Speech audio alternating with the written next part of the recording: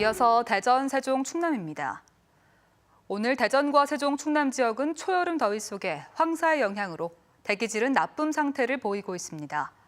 오후 4시 현재 대전의 미세먼지 농도는 세제곱미터당 84 마이크로그램, 세종은 80 마이크로그램, 충남 93 마이크로그램으로 전 지역에서 나쁨 수준입니다.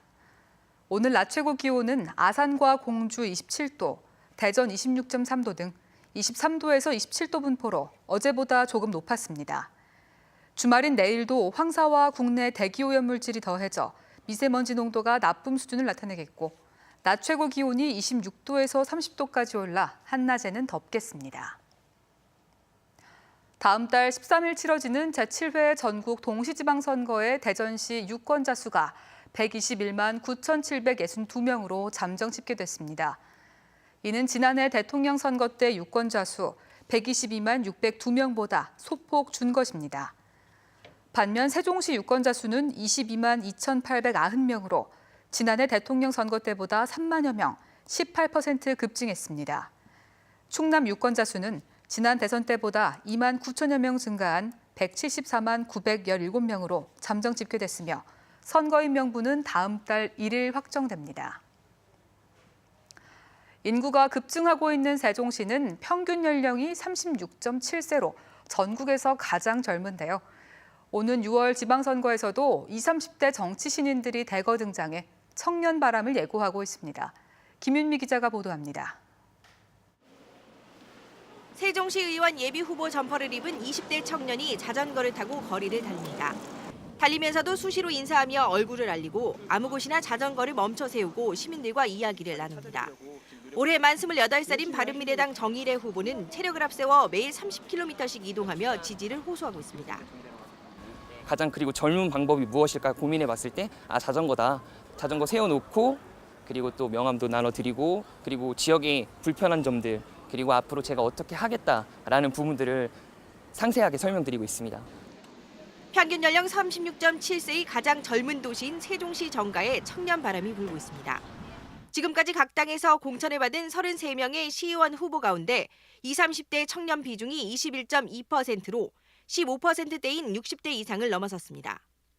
4년 전 치러진 지난 지방선거에서도 20대 시의원 1명이 탄생하긴 했지만 이번 선거에서 그 추세가 두드러지고 있습니다. 자유한국당에선 현재 대학생인 후보도 도전장을 내밀었습니다. 이해관계에 좀 더 얽혀있지 않고 그리고 특히 세종시 같은 경우는 젊은 인구가 많이 분포되어 있기 때문에 더 젊은 후보가 그분들을 이해를 잘할 수 있다고 생각합니다.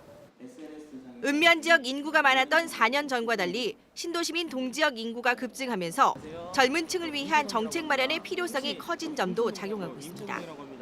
더불어민주당 역시 당내 경선에서 현역 시의원, 연륜 있는 5, 60대 후보를 제치고 공천을 받은 사례가 잇따랐습니다.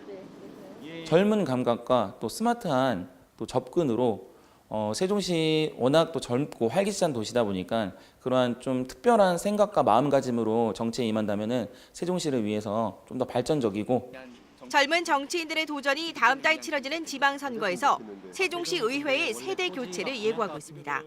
MBC 뉴스 김유미입니다. 대전시장 선거에서 야권 후보 간 단일화 요구가 이어지는 가운데 바른미래당 남충희 대전시장 후보가 중도보수 연합정부를 제안했습니다. 남충희 후보는 어제 자유한국당 박성효 후보의 후보 단일화 제안에 대해 정치공학적, 묻지마식 후보 단일화는 절대 안 된다며 정책 목표 합의를 전제로 대표 주자를 정하는 중도보수 연합정부를 구성하자고 역제안했습니다. 남 후보는 자유한국당 박성효 후보는 확장성에 한계가 있어 대표 주자를 정하는 과정에서 인물론이 부각되면 오히려 자신이 유리할 것이라고 덧붙였습니다. 상상 자극, 문화 공감을 주제로 한 대전 서구 힐링 아트 페스티벌이 오는 27일까지 사흘 동안 샘머리와 보라매 공원 등지에서 펼쳐집니다. 축제 기간 내내 보라매 공원 프린지 무대에선 비보이와 올드팝, 아카펠라 등 다양한 공연과 함께 작가의 작품을 저렴하게 살 수 있는 힐링 아트 마켓, 그리고 수십만 개의 LED 조명이 만드는 빛의 향연이 펼쳐집니다. 대전 서구는 축제가 열리는 오는 27일까지 샘머리 공원과 보라매 공원 주변 일부 도로를 통제하는 한편 축제 장소에 포함된 4개 버스 승강장은 폐쇄하고 203번 등 6개 노선도 조정 운행합니다. 지난 23일 서산 대산화학단지 LG화학공장에서 발생한 검댕 분출 사고 피해 지역이 8개 마을로 늘었습니다. 검댕이 가장 먼저 확산된 대산읍 대죽 1, 2에서는 마을 주민 38명이 검진을 받았으며 특히 일부 주민은 두통과 현기증 등으로 입원 치료까지 받고 있습니다. 또 대산읍대로 1, 2, 3리와 화곡 1리 등 8개 마을의 감자, 마늘밭 등에서 검댕 피해가 발생한 것으로 확인됐습니다. 충남도 보건환경연구원의 유해성 검사 결과는 다음 주쯤 나올 예정인데 LG 측은 아직까지 구체적인 보상책보다는 원론적인 사과에 그치고 있어 주민 반발이 이어지고 있습니다.